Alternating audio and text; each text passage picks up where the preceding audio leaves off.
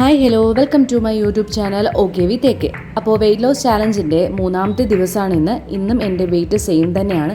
അപ്പോൾ നിങ്ങൾ വിചാരിക്കും 3 ദിവസം എൻ്റെ വെയിറ്റ് സെയിം ആണല്ലോ എന്ന്. ഞാൻ ഓൾറെഡി പറഞ്ഞിരുന്നു ഞാൻ ഡയറ്റിലാണ്. ഇപ്പോൾ എൻ്റെ വെയിറ്റ് ഇങ്ങനെ പോകുന്നതിൻ്റെ റീസൺ എന്ന് പറഞ്ഞു കഴിഞ്ഞാൽ എനിക്ക് ഫാറ്റ് ബേൺ നന്നായിട്ട് നടക്കുന്നുണ്ട്. അതെൻ്റെ ഇഞ്ചസ് ലോസ് ആയിട്ടാണ് പോകുന്നത്. എൻ്റെ മസിൽ ബിൽഡ് ചെയ്യുന്നുണ്ട്, ഫാറ്റ് ലോസ് ആണ് സംഭവിക്കുന്നത്. അപ്പോൾ ഒരു വെയിറ്റ് മെഷീനിൽ കയറി നിന്നിട്ട് വെയിറ്റ് കുറയുന്നത് മാത്രമല്ല വെയിറ്റ് ലോസ് എന്ന് പറയുന്നത്, ഇഞ്ചസ് ലോസും വെയിറ്റ് ലോസ് തന്നെയാണ്.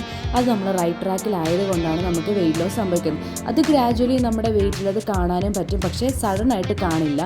പിന്നെ വെയിറ്റ് എപ്പോഴും ചെക്ക് ചെയ്യുന്നത് മോർണിംഗിലായിരിക്കണം. നമ്മൾ ബാത്റൂമിലൊക്കെ പോയിട്ട് എംപ്റ്റി സ്റ്റൊമക്കോട് കൂടിയിട്ടായിരിക്കണം വെയിറ്റ് ചെക്ക് ചെയ്യേണ്ടത്. ആ സമയത്ത് മാത്രമേ നമ്മുടെ എക്സാക്റ്റ് വെയിറ്റ് നമുക്ക് അറിയാൻ വേണ്ടി പറ്റുള്ളൂ. അത് ഹെവി ആയിട്ടുള്ള ക്ലോത്ത് ഒന്നും ഇടാതെ ഒന്ന് ലൈറ്റ് ആയിട്ടുള്ള ക്ലോത്തൊക്കെ ഇട്ടിട്ട് വേണം നമ്മുടെ വെയിറ്റ് നോക്കാൻ വേണ്ടിയിട്ട്. അപ്പോൾ നമുക്ക് കറക്റ്റ് വെയിറ്റ് കാണാൻ വേണ്ടി പറ്റും.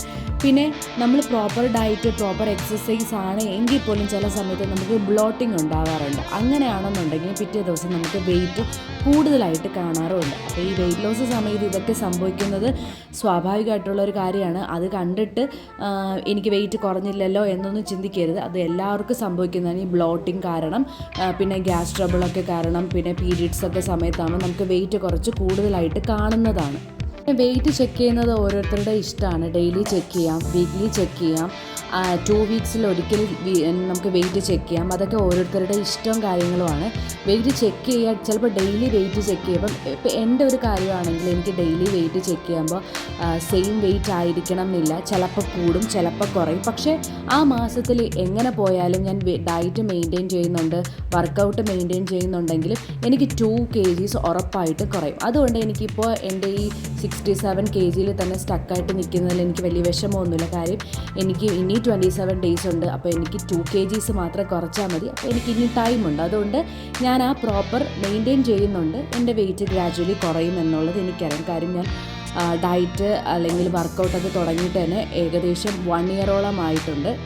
ഞാൻ ഇടയ്ക്ക് ബ്രേക്ക് എടുക്കും, അങ്ങനെയാണ്. ഇപ്പോഴാണ് ഞാനൊന്ന് പ്രോപ്പറായിട്ട് ഡയറ്റ് എടുക്കാമെന്ന് വിചാരിച്ചത്. അപ്പോൾ എൻ്റെ വെയിറ്റ് ലോസ് ജേർണി ഞാൻ ഇനി വരുന്ന വീഡിയോസിൽ നിങ്ങൾക്ക് ഷെയർ ചെയ്യാം. അപ്പോൾ നിങ്ങൾക്ക് ഏകദേശം ഒരു ഐഡിയ മനസ്സിലായിട്ടുണ്ടാവും. ഇനി ബാക്കി വിശേഷങ്ങൾ ഞാൻ നാളെ അല്ലെങ്കിൽ ഇനി വരുന്ന വീഡിയോസിൽ ഞാൻ നിങ്ങൾക്ക് ഷെയർ ചെയ്യുന്നതാണ്. അപ്പോൾ ചെയ്യുന്ന പ്രോസസ്സിൽ വിശ്വസിക്കുക, ട്രസ്റ്റ് ചെയ്യുക, ഹാപ്പി ആയിട്ടിരിക്കുക, ഡീമോട്ടിവേറ്റഡ് ആവാതിരിക്കുക, റൈറ്റ് ട്രാക്കിൽ എപ്പോഴും പോകാൻ നോക്കുക. ജസ്റ്റ് ഒന്ന് സ്റ്റെപ്പ് ബാക്ക് ചെയ്താലും ആ ട്രാക്കിൽ തന്നെ പിന്നെ വീണ്ടും വരിക. ഇതൊക്കെ തന്നെയാണ് വെയിറ്റ് ലോസിന് മെയിനായിട്ട് വേണ്ടത്.